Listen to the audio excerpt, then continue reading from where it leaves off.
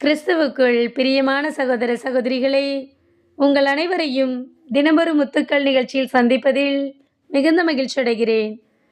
தவக்காலம் மனமாற்றத்திற்கான காலம். யோவேல் 2ஆம் அதிகாரம் 12ஆம் வசனம். இப்பொழுதாவது உண்ணா நோன்பிருந்து அழுது புலம்பிக் கொண்டு உங்கள் முழு இதயத்தோடு என்னிடம் திரும்பி வாருங்கள் என்கிறார் ஆண்டவர்.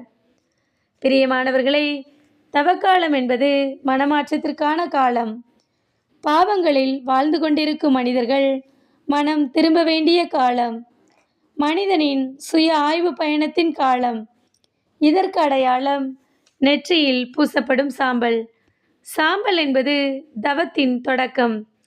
வேதத்தில் நோவா காலத்தில் 40 நாட்கள் இரவும் பகலும் மழை பெய்தது. இஸ்ரேல் மக்கள் 40 ஆண்டுகளாக பாலைவனத்தில் கடவுளால் நெறிப்படுத்தப்பட்டனர். மோசே சீனாய் மலையில் 40 நாட்கள் தங்கியிருந்து திருச்சட்டம் பெற்றார்.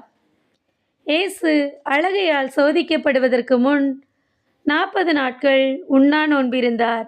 இவற்றின் அடிப்படையில்தான் இந்த 40 நாட்கள் என்பது மனம் வருந்தி மனமாற்றம் பெற்று இறைவனின் வரங்களையும் கொடைகளையும் பெரும் காலமாக கருதப்படுகிறது.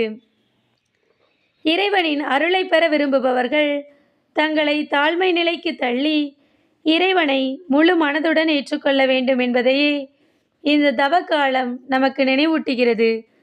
தவக்காலம் நமது இயலாமைகளை, பாவங்களை, தவறுகளை கண்டறியும் காலம். நமது பலவீனங்களை இறைவனின் பலத்தின் மூலம் சரி செய்யும் காலம். இந்த தவக்காலத்தில் நாம் நம்மோடும் பிறரோடும் இறைவனோடும் நல்லுறவு கொண்டு உடல், உள்ளம், ஆன்மா நலம் பெற நம்மையே அர்ப்பணிக்கக்கூடிய காலம். மனம் மற்றும் உடலின் ஆசைகளையும் தாண்டி பிறருக்கு உதவி செய்வதன் வழியாக நிறைவு காணும் காலம். நமக்கு வருடந்தோறும் இந்த 40 நாட்கள் கொடுக்கப்படுகிறது. எதற்காக? நம் உள்ளங்களை கிழித்து கொண்டு மனம் மாறுவதற்காக. அன்று நினிவே நகரம் 40 நாட்களில் அழிக்கப்படும் என்ற செய்தி கேட்கப்பட்ட போது அரசன் தொடங்கி மக்கள், கால்நடைகள் என அனைவரும் நோன்பிருந்து பாவம் நிறைந்த தங்கள் இதயங்களை கிழித்து கொண்டு இறைவனின் இரக்கத்தால் புதுவாழ்வு பெற்றார்கள்.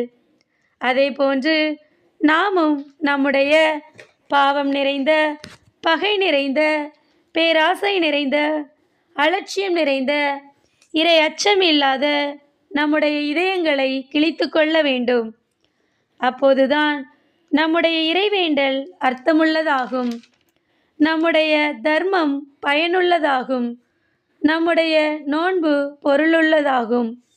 நம்முடைய வாழ்வில் இறையருள் நிறைந்து வழியும். மண்ணிலிருந்து உருவாக்கப்பட்டோம், மண்ணிற்குத்தான் போகப் போகிறோம். இதை உணர்ந்து வாழ வேண்டும்.